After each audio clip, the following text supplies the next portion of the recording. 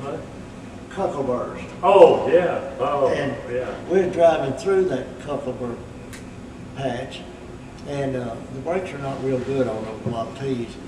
And before we run up on a little ravine, little marsh that had washed out. That was about 2 foot wide, 1.5 foot deep or so. The front end of that old Model T car fell in there, and it ripped it out from under it. Yeah. And it so happened there was an old car left An old there car there. that had a front end of it. And we spent And all, we front end off of we it. spent all day changing. Front end on the car. That's right. Did they match? Yeah, Yes, they Well, it didn't were. make any difference anyway. we got it to work. It had to work Only you anyway. couldn't go over 15 miles an hour. This was one of those Anyway, early cars. Oh, yeah. Yeah. when you had a flat, or a tire where a hole in it, you just cut a piece off of another one and put it in there and have a boot. Yeah. Now it just vibrate a car until you couldn't stand it. But then you didn't run fast enough to vibrate. And we'd make it anyway. And then when we looked in the house that was going to move into, they had been goats running in that area. And they had used that for a summer camp. Oh, my God. And they was literally goat manure, inch or more thick on all in that house on the floor. And we had to took shovels and hoes, things, and raked and scraped that stuff all out and washed it down the best we could. It sealed all the cracks in the floor. I bet it did. That was one good thing. Oh, my word. And then we moved up there and moved in, stayed, I don't know, 6, 7 years. Yeah. Good while. Mm. And On a little more serious note, I like to say that we had some family rules in our family. And everybody observed those rules with no fussing and you know, no objection. We just knew that was the rule, and so we did it. And the things that stands out in my mind is when we had our meal. Mother always cooked 3 meals a day. Yeah. And we had breakfast around 6 or 7 o'clock. Dad wanted everybody at the table at mealtime. You went in and brushed or combed your hair, washed your face, and got to the table on time. All 3 meals were like that. And Dad always said the blessing. And we didn't fight and grab and reach for food off of somebody else's plate or whatever. We passed our plate around, and it was filled, and we took it and ate that, except Ralph.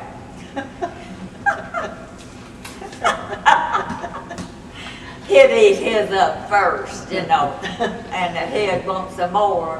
And actually, you won't believe this. He would pick up his plate, and he said, you know, he would say,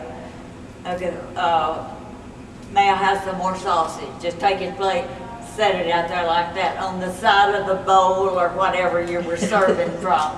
Take his hand off of it, and that plate would just stay there. Do you remember that? I could balance it on top of the ketchup bottle. Mother would get so tickled, she would just Well, laugh. what you had to do, And she said, I'll declare that piece all I ever saw. And especially at lunch, when we have beans, and she'd serve them from that little black pot, and you pick your plate up, just set it over there and turn it loose.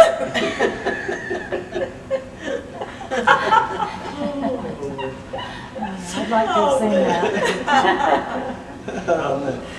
I've chased a little rooster down many a time, so we can have a fried chicken for dinner. We get out and run them suckers down.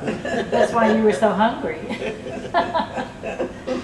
You know, the schoolhouse was also used as a church.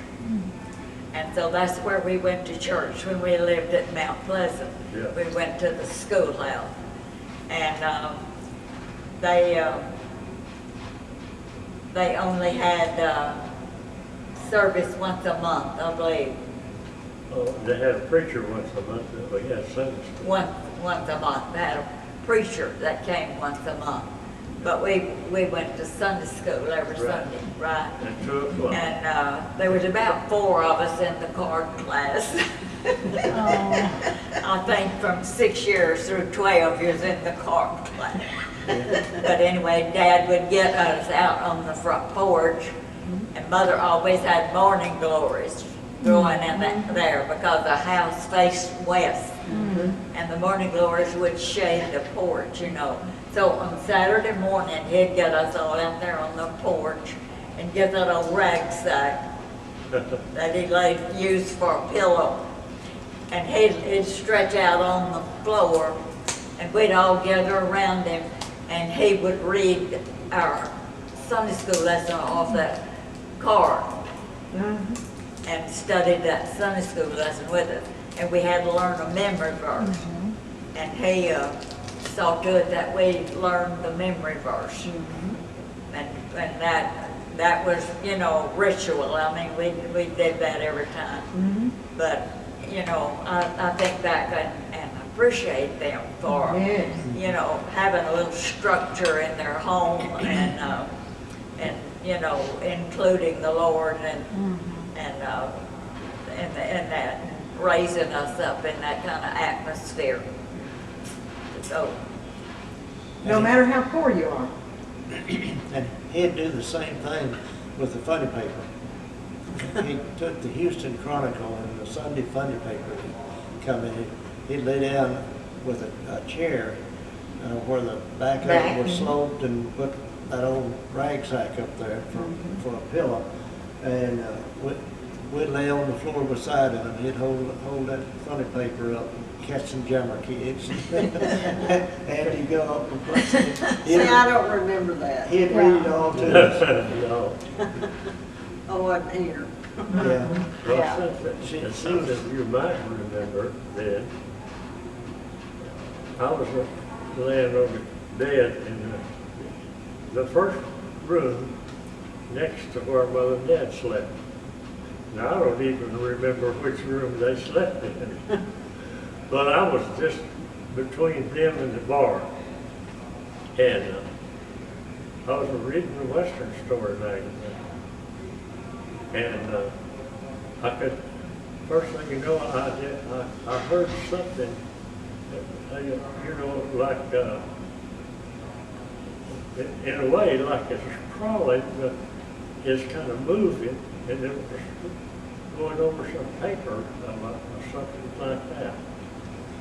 And every time I'd stop, it stopped. And I'd start again, and it'd start again, you know, and I'd start reading. And I looked out under the, you remember that little table that was made with the leg for palm fronds? Okay. I looked down through there, and there was a copperhead snake about 2.5 feet long or 3. And the only thing I could think about to kill it with was the broom handle. So I asked Mother where the broom was. And she knew I wasn't going to sweep the floor. So she said, "What do you want the broom for?" And I looked over in the corner, And there it was, right over in the corner, and that door that went out on the front porch from that second room, I guess. When when he started out that door, his head, went across the thing here like this.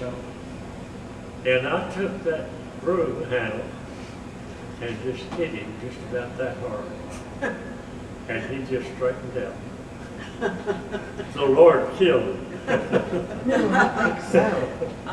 I don't know what kept some of us from getting snake bit. No. Oh, goodness, I don't. They were everywhere. Oh. They were. And we killed 8 rattlesnakes one day. You remember, I was about 12 and I guess you was, what, 7 or 8?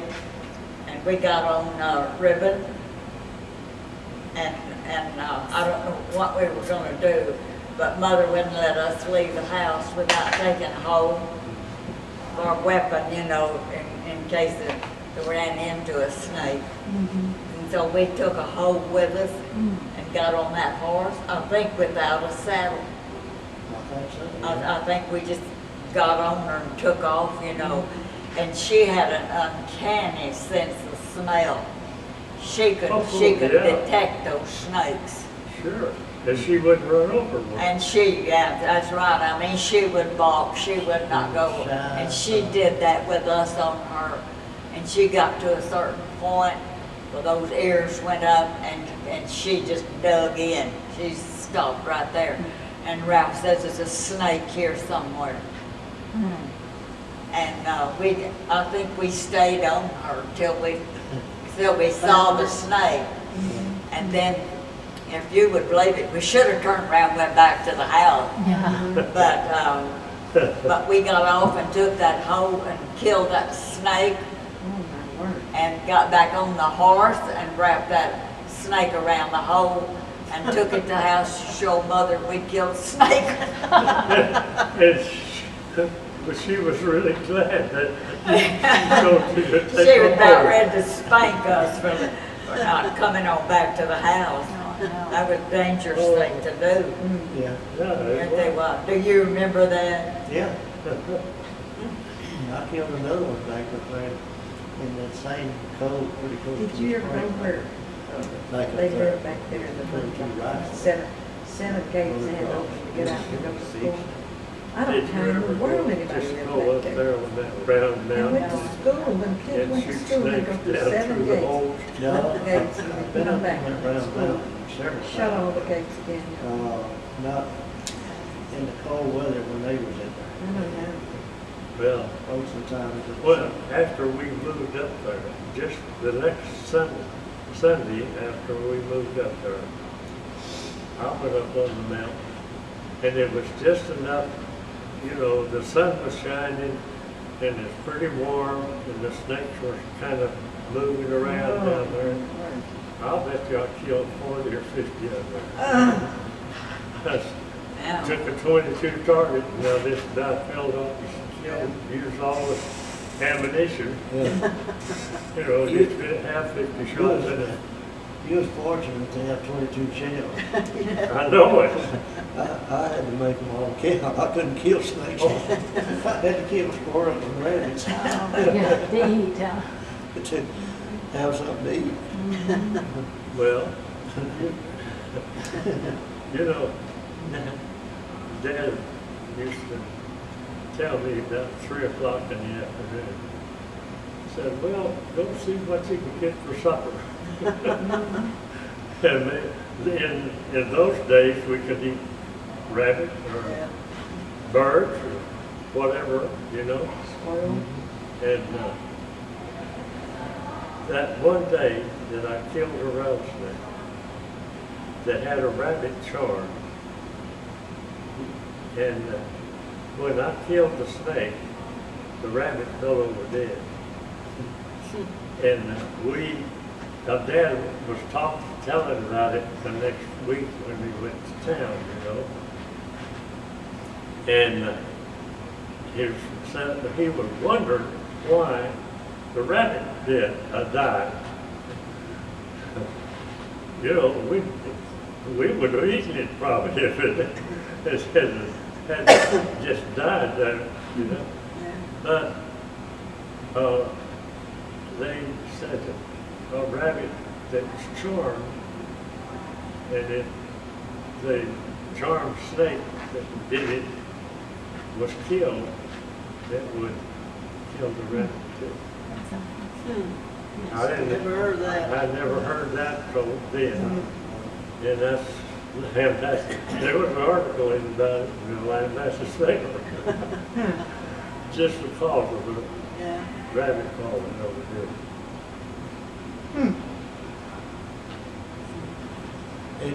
It was kind of primitive, but it was pleasant. It was. We had good family ties, and we didn't know him better. Right. We, We were poor and didn't know it. yeah. And maybe we were rich and didn't know it. Well, When Because everybody else was too. we still lived there at the mountain, but we drove out and went to school at Adamsville. And winters was pretty hard. How did we get to school in Adamsville? And an old Monty, Who drove it? Ed Henderson. oh, Ed, Ed. no, Ed, oh, what was that? Humphreys. Humphrey. Ed Humphreys. It must have been Ed. But, Our you neighbor. know, I've asked several times, you know, how you all got to school in Adamsville. They just started. When I was the one that took me to school at Unity. Yeah. Yeah. Well, that was And my then y'all first moved to year in school. Adamsville that Yeah. year. Uh-huh. I had a story behind that. We had the Model T car, and our Yeah. neighbor, through a pasture, went to get over to their house, and they had a son that was a little bit older than Neilma was, and he drove pretty good. Well, Neilma learned to drive, and she would drive over there, and then Ed would drive us to school while I opened 6 more gates to get there. And then when we'd come back, Neilma would drive us, and I thought I needed to drive something. And we'd get there. Kind of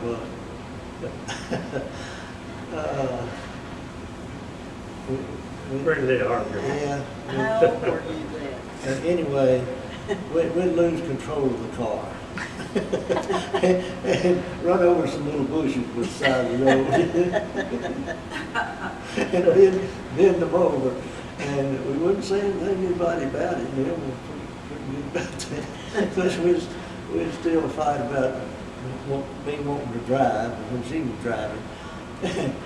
And Dad got to wondering what's happening to them bushes.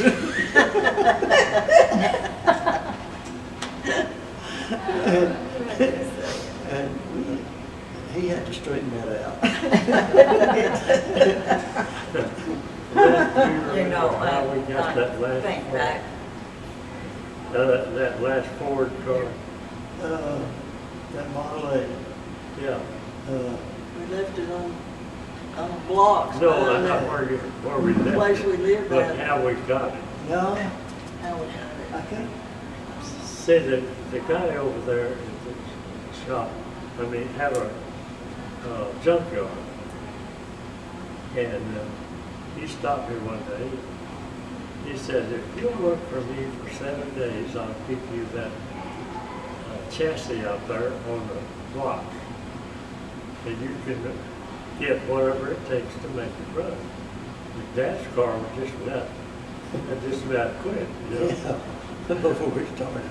So I went over there and worked for him, and then I went back, and I have no idea how long it took me to get that car to run.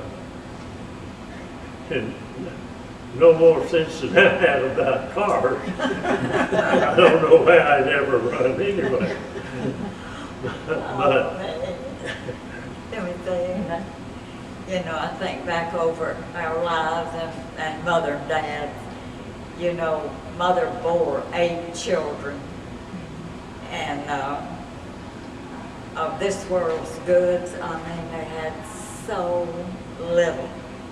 I mean, really, really bare essentials. And I think how, you know, the Lord just was just with them and led them and blessed them so wonderfully. And a little boy born after T.W. Reagan only lived 14 days. And then they had a little girl, and her name was Clausen Novella. I thought Mother picked the prettiest name. She did. She did. And she lived to be 3 years old. She had an enlarged heart, and medical science could do nothing. They didn't know a thing to do for her, so they lost her. Then I was born. Then Jesse and Ralph, and then we had Mother had another little girl, Floydell. Floydell. Yeah, and she lived to be between 18 months and 2 years, just a baby, and got pneumonia. And there you are again, they didn't know what to do for her, you know. And Hello? Yes, it is. so they, Listen.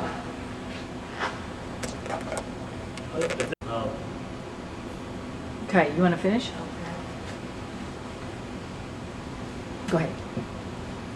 of the 5 of us that lived to be adults, we were all able to graduate from high school.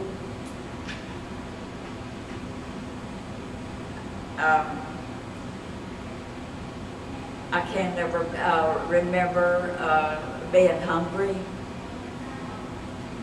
I don't remember a time there wasn't something to put on the table for us to eat. No. And I know we had to eat beans a lot, and syrup a lot, and biscuits, Cornbread. and cornbread. Turnip greens. But we all are healthy. And we were happy. Right. We were not put down because of that, and didn't let that stop us. And most of us, or all of us, you know, had a successful life. All of us are Christians. And I can't ever remember Dad having a regular job. Can you? He was a farmer, You know, but I mean a payday every week. but he was a farmer.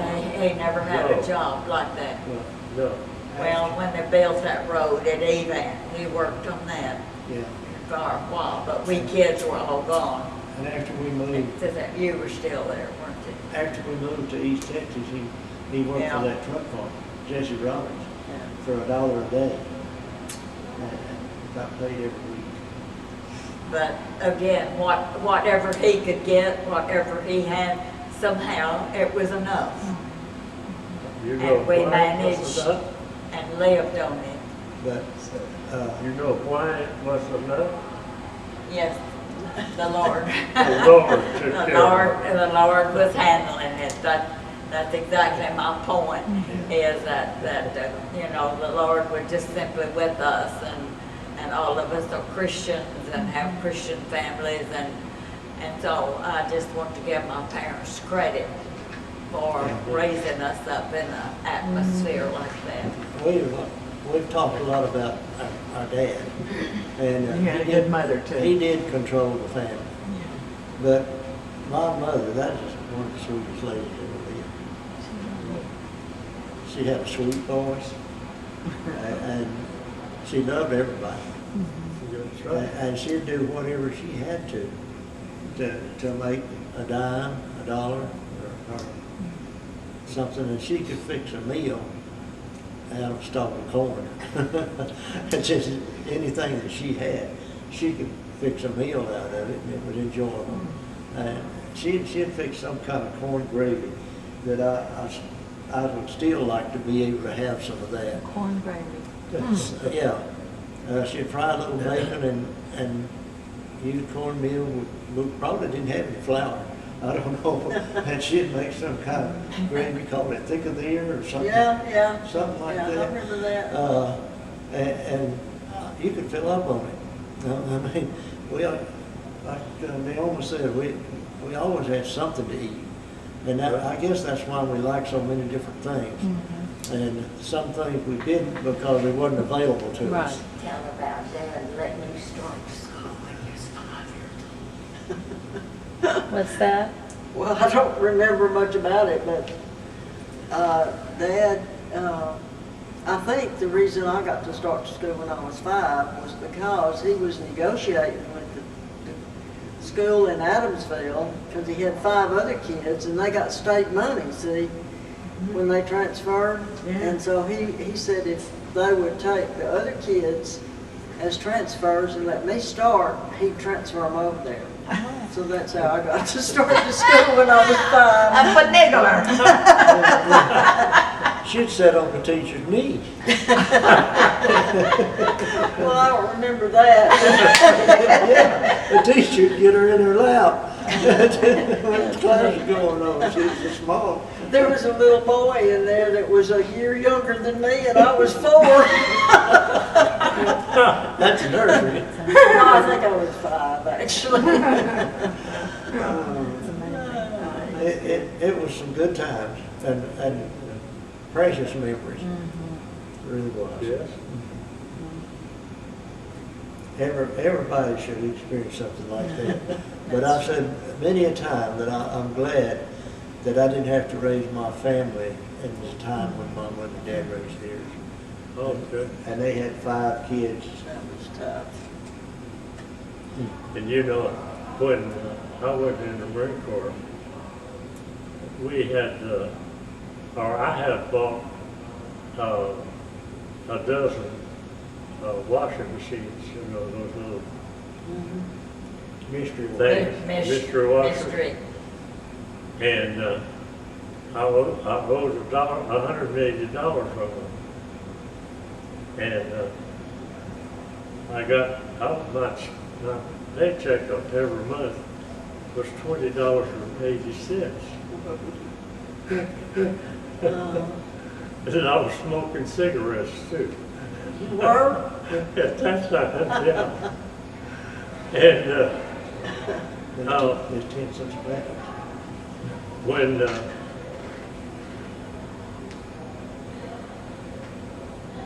you know, that went on for 18 months till we got through with that. And then about that time we were down in the Caribbean Sea and doing fleet maneuvers and all kinds of stuff out there. But boy, I couldn't hardly believe that. Well, I guess I should have known that Mother taught us how to get by without any money. Really? Yeah. Stop. Difference in our age, and when I was growing up, you know, he was a baby, and then by the time he was 5 years old, I was 12, and you were just a little girl. And, Yeah. I had boyfriends. Pesky girl. And, I don't know. I remember one time, used to steal Daddy's tobacco. And I told on you. That didn't go over very good at all. No, it didn't. Ralph, what about your uncle? Tell about your uncle. Well, I'll tell you when I quit. Yeah, smoking. How'd you quit? Corey, you was talking about Mother's brother, Mhm. Uncle Leonard. Yeah.